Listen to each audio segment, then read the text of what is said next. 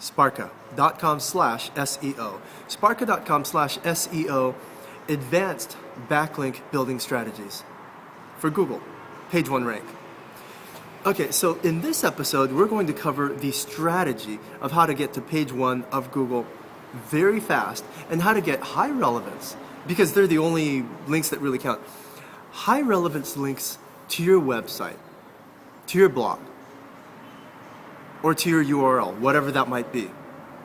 Now, here's the million-dollar question. Do you know how many links it actually takes for you to show up on page 1 of your targeted keyword?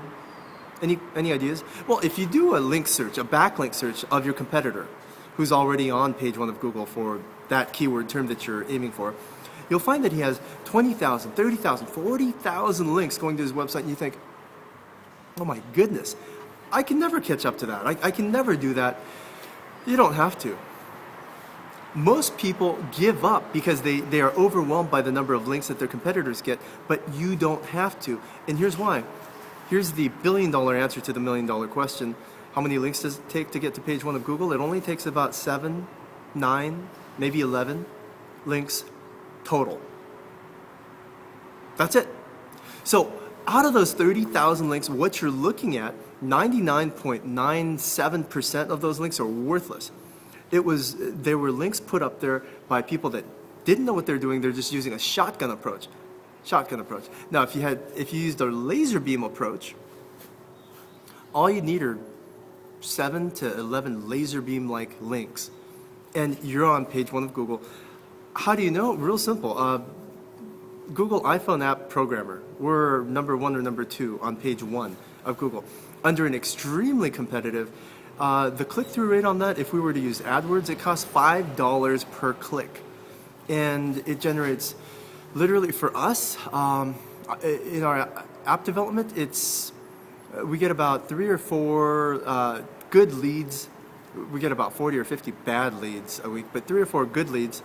Each project turns into about a $20,000 to $30,000 dollar project.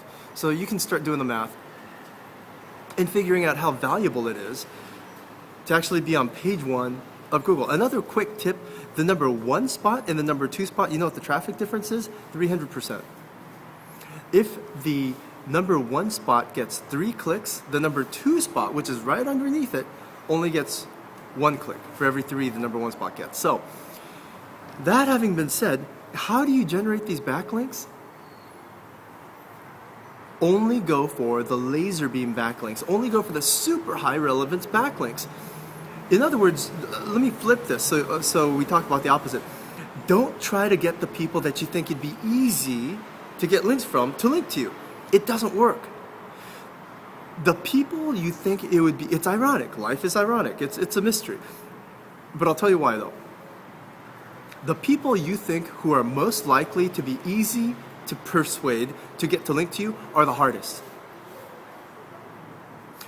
The mom and pop bloggers, the little high school fashion blogger, or the wannabe professional tech blogger, whoever it is, these people that you look and say, okay, they've got nothing better to do with their time, then if they link to me, then heck, I'd link to them, I'd do a shout out on my Facebook, I'd even pay them money, whatever. They won't do it. You know why? Ironically, it's because getting a link back from you, or getting $50, or getting, I don't know, a shout out in Facebook in exchange for that link back to you, doesn't change their life.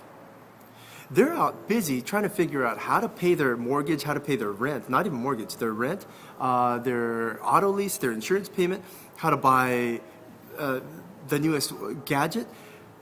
Those are their problems, and you paying them $50 for a link isn't going to solve any one of them.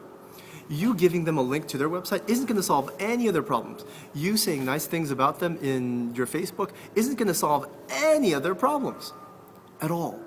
So the people you think would be easiest to get to link to you are the hardest. Now, the people you think who would be the hardest to get to link to you, major bloggers, major corporations, Harvard University, EDU type, they're the easiest to get to link to you. I'm not kidding you, and here's why. Their websites, the website, the CNN website, the Forbes.com website, isn't run by Mr. CNN or Mr. Forbes. It's run by a guy that's making $30,000, $40,000 a year. It's run by a guy that's making $60,000, $70,000 a year, and he's got a quota. What he's got is he's got to cite people, he's got to link to people, he's got to engage with people, he's got a boss that he has to show a spreadsheet to. So for him, if you just reach out to him and say, hey, I know this is CNN, I know this is Forbes, you mind linking to me? I'll do a blast out about you on Facebook and on Twitter.